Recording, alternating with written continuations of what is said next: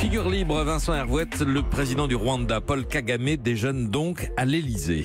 Depuis qu'il a intégré le club des chefs d'État, Emmanuel Macron n'est pas bégueule. Il ne délivre pas de brevet de vertu à ses homologues. Il a accueilli Vladimir Poutine à Versailles.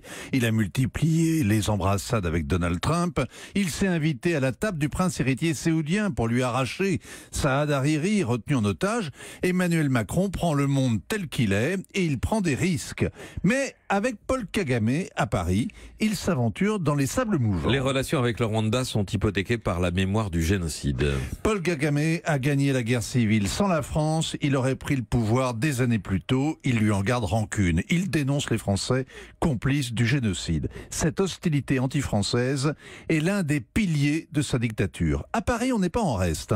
On soupçonne les miliciens de Kagame d'avoir tiré le missile qui a tué le président Habyarimana, pulvérisant le partage du pouvoir et entraînant le pays en enfer.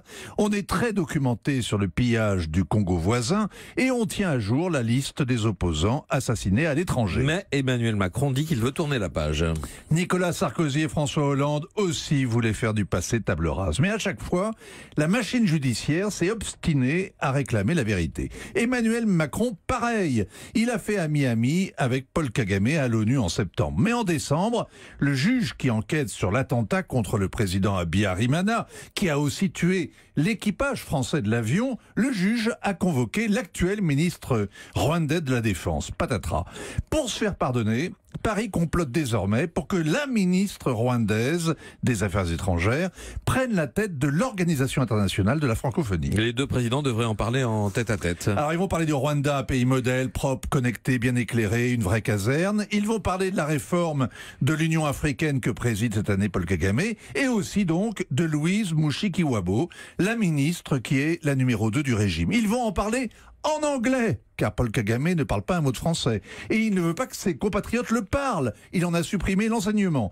Ce qui est comique dans ce pacte faustien, c'est que le numéro 2 d'une dictature qui a tout fait pour éradiquer le français dirige un jour la francophonie à la place de Michel Jean, qui était elle-même la représentante auparavant de la reine d'Angleterre au Canada. À ce niveau de perversité, on se demande si la diplomatie frise au génie ou si c'est la haine de soi qui continue ses ravages. Dans le même esprit, on pourrait soutenir un jour la candidature de Bachar el-Assad à la tête du HCR ou celle d'Abdelaziz Bouteflika pour diriger le comité olympique. Bon, au moins Louise Mushikiwabo parle parfaitement le français, elle. C'est quand même la moindre des choses. Oui, mais enfin, c'était quand même à signaler dans votre diatribe.